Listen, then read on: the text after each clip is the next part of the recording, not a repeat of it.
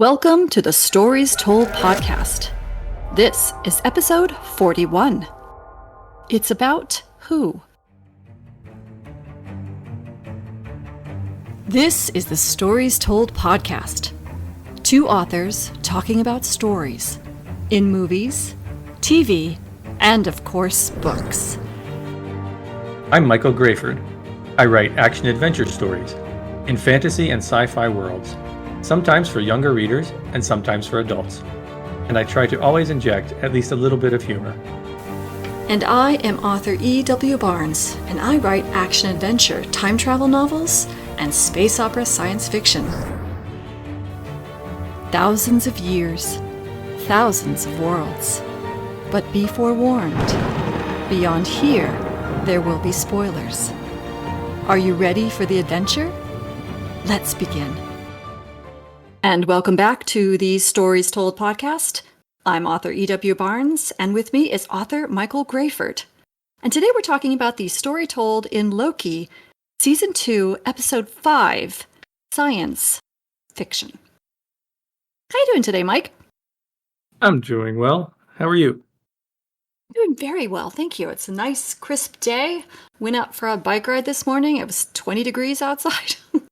Oh, wow. That will get your blood flowing. Yeah, that wakes you up. What's new in your writing world? Writing world. So I'm mostly doing Vela promotion still and learning about Amazon ads. I've gone through the Amazon course, which is more about after you already have the ad going. So that wasn't as useful as I'd hoped at this stage since I'm just learning. And then I'm starting another course, an online course about more from the beginning. Like, okay, here's how you set up ads and kind of general direction you want to take with them. None of this goes as quickly as I think it should. So it's like, okay, there's 3 hours that just disappeared. And how much did I get out of that? I don't know. So we'll see. It's a learning process at this point. I'm just frustrated with how long it all takes. Anyway, that's where I'm at. Yeah, that's a steep learning curve. Yeah. Yeah, it is. Well, for me, I'm just writing, right? I don't know if I've mentioned this before, but I have discovered a way of making my writing go a lot more smoothly and easier for me. And you may crack up when you hear this. I don't know if I've already said this, so I apologize if I'm repeating myself. But I have discovered that if I dictate while I'm needle pointing, I get a lot of story written. Oh, that's great. It's hilarious, isn't it? But somehow taking my eyes off the screen and just talking it out while I'm doing something else that comes, I've been doing needle pointing for decades, so it's really simple. I don't have to spend a lot of time thinking about it.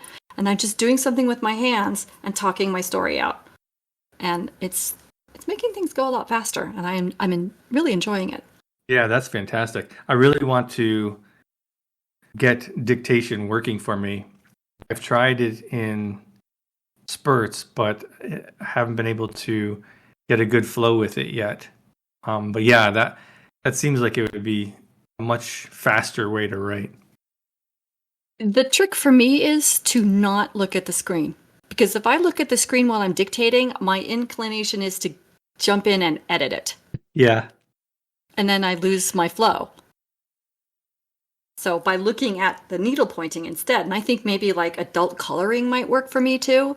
Just coloring in a framework with colors, I think might do the same thing. Keeps my eyes off the screen, and I just talk the words. Yes, I have to go back and clean it up, and it's frequently quite messy. The dictation program does not like recognizing science fiction words it doesn't know what they are. Oh, yeah. I'm making stuff up from my world, right? So it's like doing its best with words that I have made up for my series. So I have to go back and clean that up.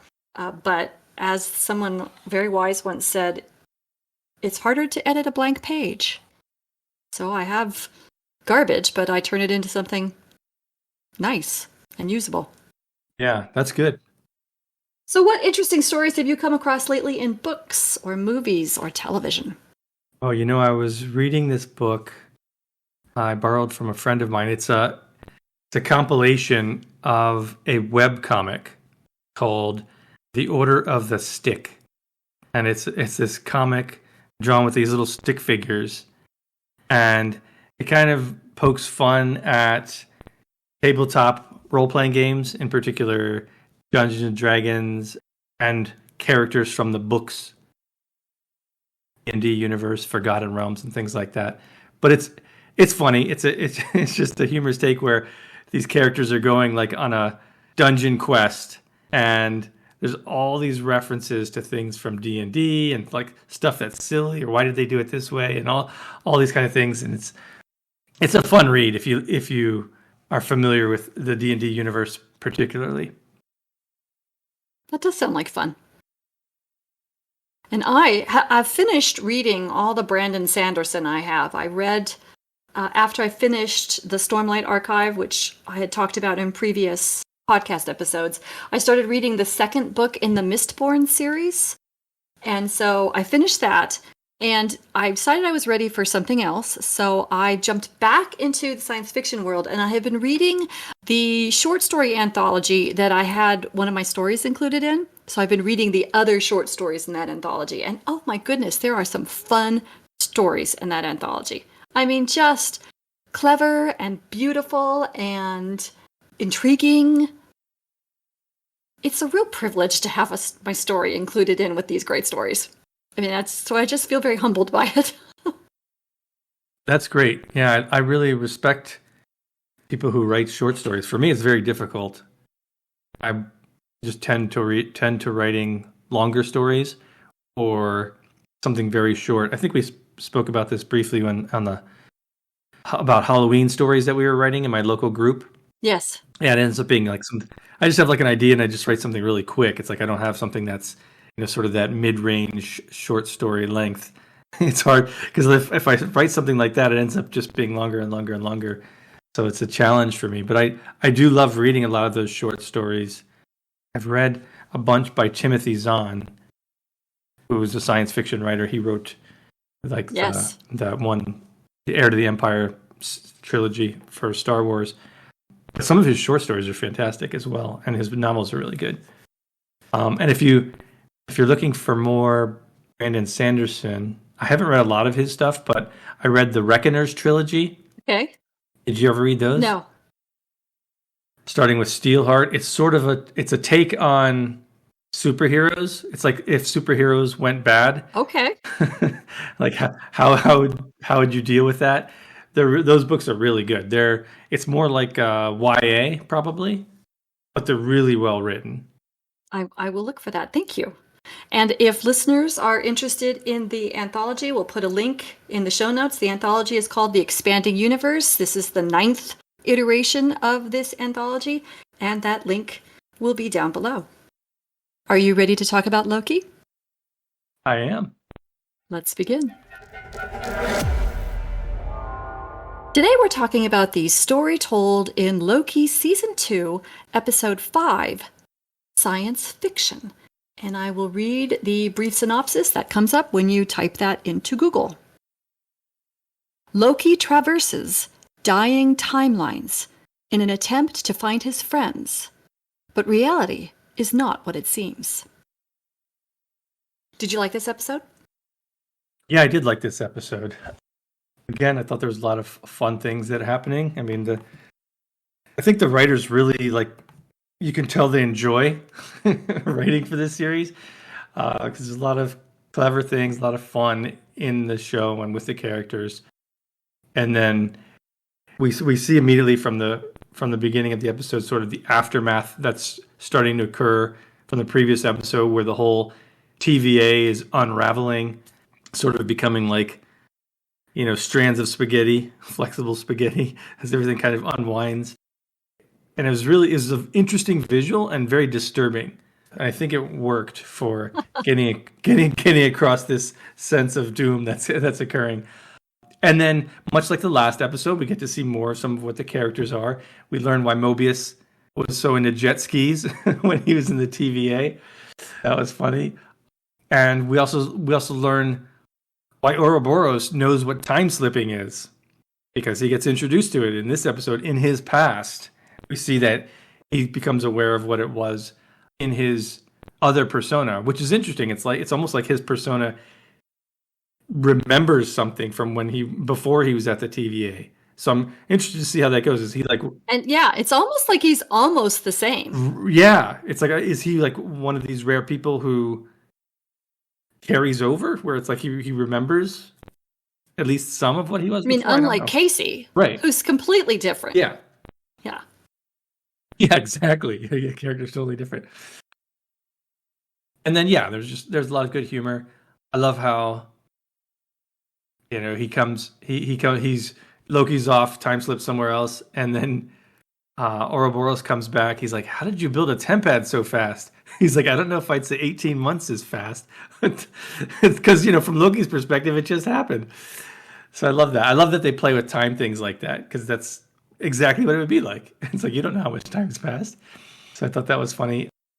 And then from a character's perspective, we get to learn more about Loki, right? It's like he doesn't want to be alone. He wants his friends back. It's like this moving motivation for his character. It's not just, I want power, right? The Loki that we saw from before. It's like, I want people to bow to me. It's like, no, he wants connection, which is very different. We get to see the growth of him. And there was a small moment in this which reminded me of a comment one of us made regarding the first season, where, remember the first season at the end when they're fighting the big storm monster? I forget what it was called at the end of time. Alioth, yes, thank you. And he's trying to learn how to enchant it or something like that. And then he just does at some point, right? There's no like real reason for it. It's like, oh, this time I did it and it worked. Whereas here in this episode, we see him learning a new skill, but we understand why he learns it at that moment, because of something that he grows into. So I thought that was done better this time. But yeah, overall, I liked this episode. I thought it was fun. Again, they introduced new things. They carried on well from the previous episode. Yeah, that's it. So what about you? What are your thoughts? Did you dislike? I liked this episode. I liked it a lot. I still think the previous episode was slightly better, but only slightly better. I think the groundwork that has been laid so far this season is really starting to come to fruition in these last two episodes, in episode 4 and episode 5. One of my notes was wonderfully confusing instead of overwhelmingly confusing, which is what happened in, I think it was Breaking Bad. It was just so overwhelmingly confusing as to what was going on. It took away from the enjoyment of the episode, whereas here, I had no idea what was going on. Loki started time slipping again. Don't know why, but he's time slipping into the very specific places, so we know there's a reason. We're pulled into the mystery of what's happening, and so every single step is painting another puzzle piece for us. That is a lot of fun to try to figure out. So that was my first note. Wonderfully confusing. It was a fun ride to figure out what was going on. And once again, the stakes were raised again. Every time you think the stakes couldn't be raised anymore, they keep raising those stakes. And like you said, the spaghettified timelines were vivid in how they presented how scary this was. These are coming after you. They're coming after you to tear you apart, tear you out of time, make you disappear. That scene at the record shop where the record shop owner is trying to get to Sylvie because the sneaky timelines are chasing him, was delightful, vivid, exciting, scary. I mean, it just totally rammed home exactly what this is about. Because that guy was us. He was your everyman. Yes. Who was being wiped out by the disintegration of the loom. It was wonderful. I really enjoyed that. I loved the glimpses into each of their former lives and how different or the same they were. Because that was making their survival even more important to us. I love how Casey, who is like the TVA rule follower, he fanboyed over Ouroboros when he met Ouroboros, because he is the TVA rule follower. He follows that TVA handbook. Yeah. After he was an escaped prisoner from Alcatraz who That's liked to awesome. rob banks. I mean, it was so awesome. He was completely different. And Mobius, who seems like just a really, in his previous life, he was just kind of a laid back, fun guy dealing with life's issues. He's got 2 kids who are kind of struggling a little bit, and he's divorced, and he's trying to sell jet skis. Very different from the focused TVA agent he was going to become, who could predict the god of mischief's every move. I mean, it's just an entirely different character. Now, he's still kind of laid back. Yeah. He's still got a sense of humor, but his focus is very different than amiable jet ski guy. Now, I would like to have seen more of B-15. And that's the one note I have as far as like what I might have done differently, but we'll talk about that when we get to that section. And the other thing that I think was fascinating is something that you raised about how Loki seems to be learning more and more of what he can do. And we're seeing this interwoven with 2 themes. One is he's going to lose because that's what he does. He's the god of losing. That's the message that we've been getting. And the other one is that he's going to grow. And I think what we're seeing is that by accepting he's going to lose, he becomes a hero. And our previous Loki, through all the movies, believed he was supposed to be a king. He was already supposed to be a hero. He was battling his brother, the hero, trying to be the hero. And now he's actually becoming the hero by accepting that he was going to lose. It's just absolutely wonderful. Yeah, I agree. This is such good character writing. Yeah. I mean, I'm trying to take notes of this left, right, and center. They're doing a good job of like pushing the character in the direction they want him to go, right? Like having him learn from his experiences and the stressors around them. I mean, that's what your book should do. That's what your movie should do. That's what your TV show should do.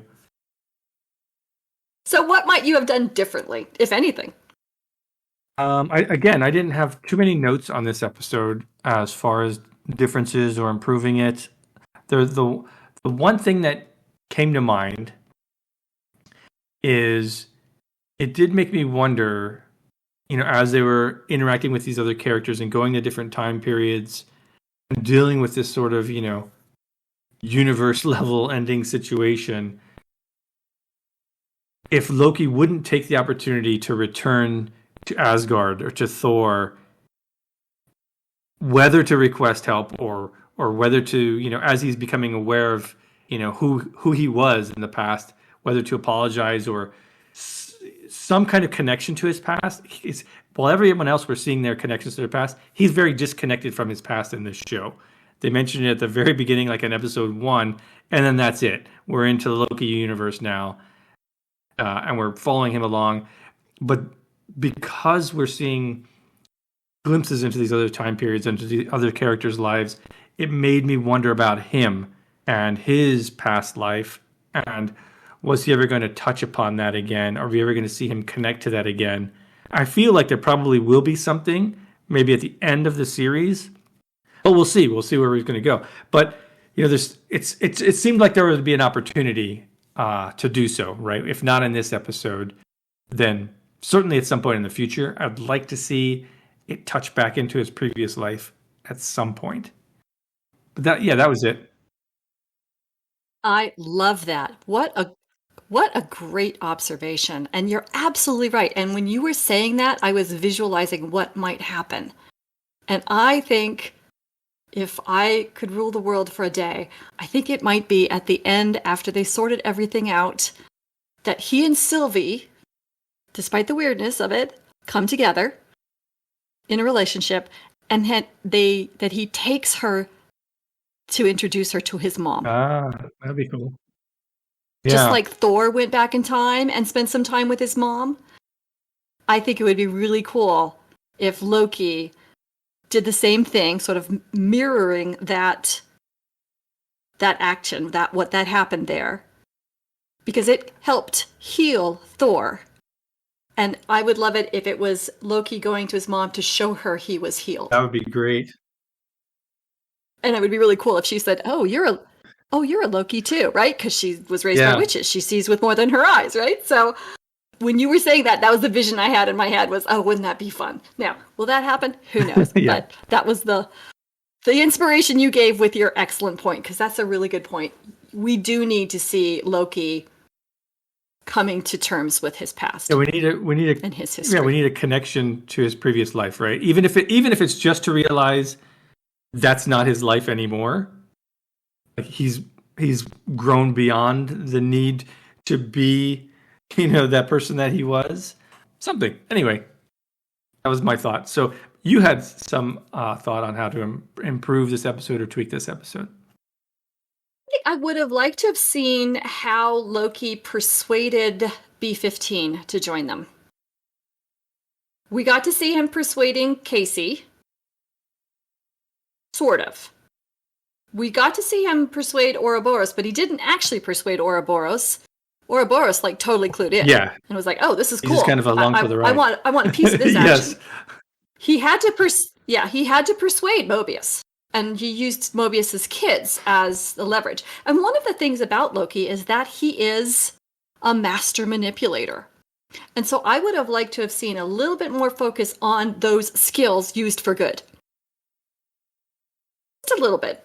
And I think it was fine. I mean, we're just talking, pie in the sky kind of stuff. But I would have liked to have seen how he convinced B-15, because she was a doctor.